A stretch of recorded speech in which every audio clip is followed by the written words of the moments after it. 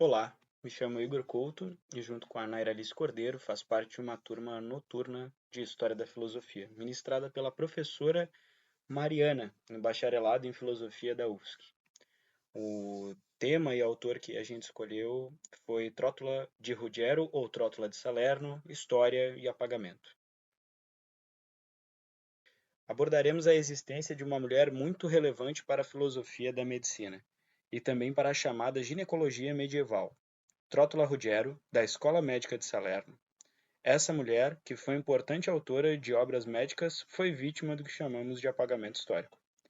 Este trabalho pretende trazer à luz para a presença de Trótula na história e apresentar a relevância de sua obra, além de enunciar a problemática de seu apagamento e todo o debate historiográfico que se dá em torno da questão Trótula. Trótula de Ruggiero foi uma médica e autora responsável por textos sobre medicina, especialmente ginecologia, no século XII. Ela viveu na província de Salerno, na região da Campanha, ao sul da Itália, conhecida na era medieval por sua escola de medicina. Suas obras inaugurais na medicina e ginecologia, sendo as principais De Mulierum Passionibus e De Medicina Mulierum e De Curis de Mulierum, compõem um tratado da medicina feminina e tem como enfoque a infertilidade, a saúde do parto e métodos contraceptivos.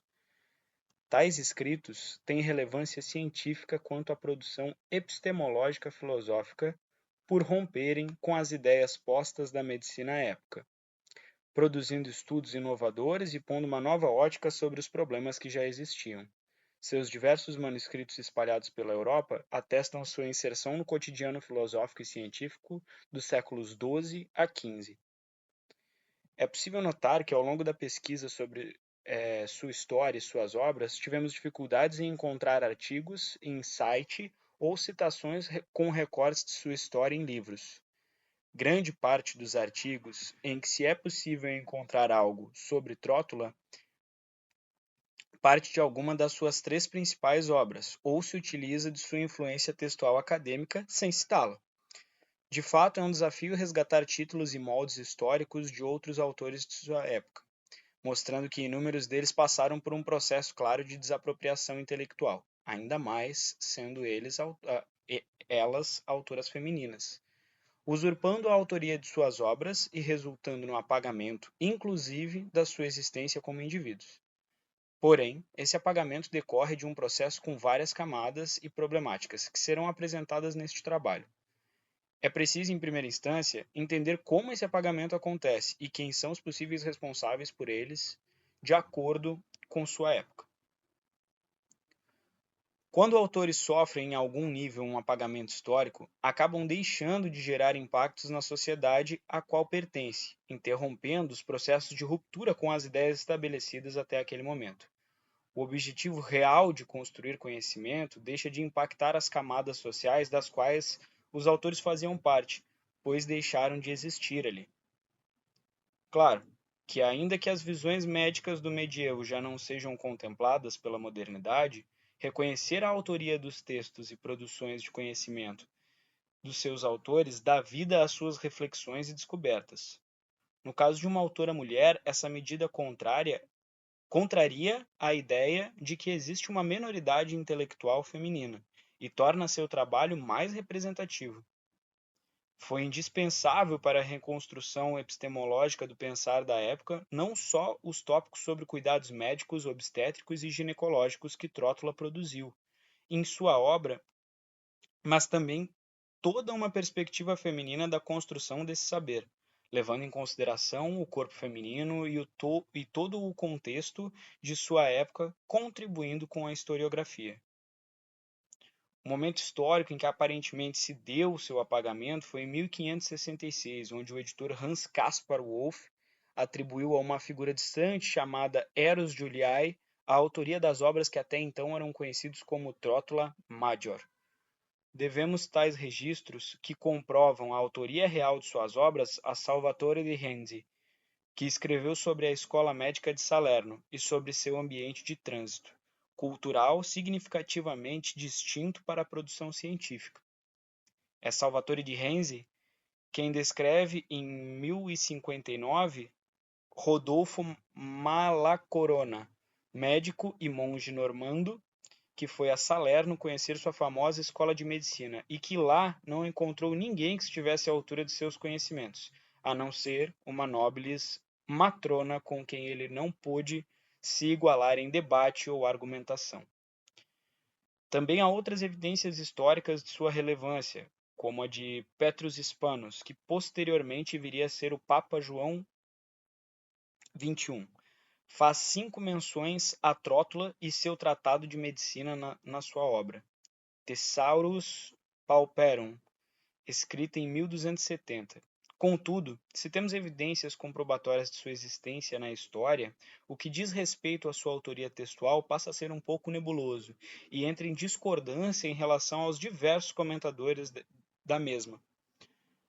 Dos textos atribuídos a Trótula de Ruggiero, inclui 3 obras, como já citado: De Passionibus Mulierum Curandarum ante in et post partum, De Curis Mulierum e De Ornato Mulierum. Desses, apenas o segundo contém indícios de que poderiam ser associadas ao nome de Trota ou Trocta, como autora.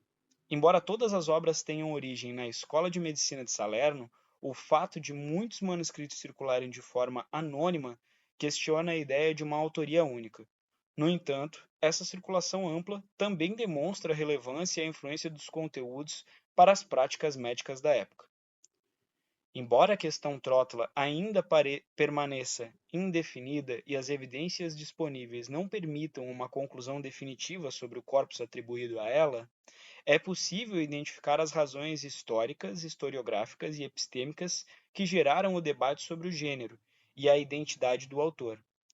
Como aponta Green, 2013, esse debate surge em torno da figura de Trótula, questionando tanto o gênero da autora quanto a autoria das obras, refletindo questões mais amplas sobre a identidade e a produção do conhecimento da época.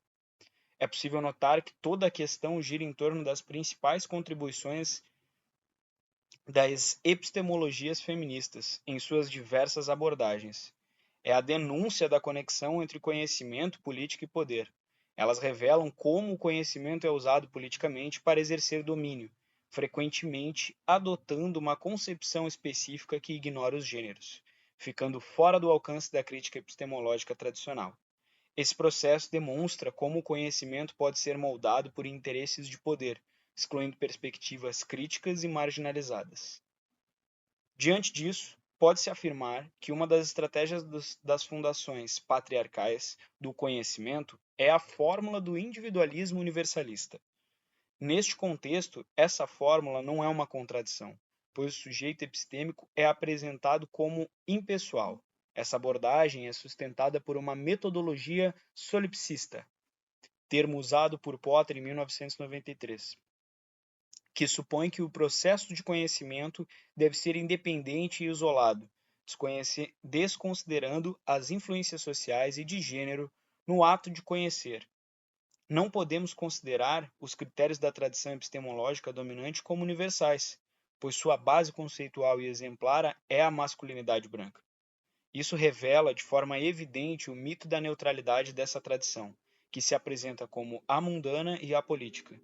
Na verdade, essa estrutura epistemológica, ao se afirmar como universal, promove e reproduz as relações sociais de poder, funcionando como um meio de investimentos, estratégias e usos políticos, econômicos e culturais, reforçando desigualdades e privilégios.